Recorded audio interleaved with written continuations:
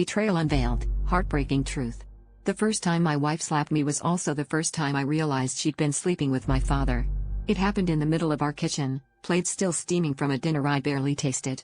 She was screaming, asking how I could accuse her of lying, and I was trying to piece together why my father had started showing up at our house with little gifts, why she'd started wearing perfume she used to hate.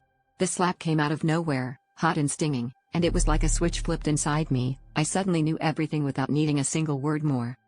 My hands were shaking as I stared at her, and the silence that followed was worse than the shouting. I saw the guilt in her eyes, the way she looked at the floor instead of at me, lips pressed tight. The doorbell rang, jarring us both, and when I opened it, my father was standing there with a bottle of wine and that same sheepish grin he always used when he'd done something wrong. He didn't even try to deny it when I asked him, he just looked past me, at her, and shrugged, like it was nothing. That's when things really fell apart.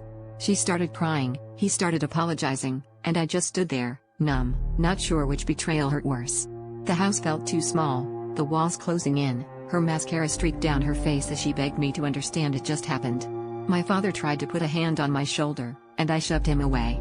My whole life, I looked up to him, trusted him, believed he'd always have my back, but in that moment, I realized I'd never really known either of them. Here's the twist: after they left, after the yelling and the crying and the door slamming, I sat alone and realized I'd been ignoring every red flag because I was too scared to be alone. I'd been so desperate to keep my wife, to keep my family together, that I'd let myself be blind. The betrayal cut deep, but what hurt most was facing my own reflection in the window and seeing the coward I'd become, too afraid to admit something was broken, even when it was right in front of me.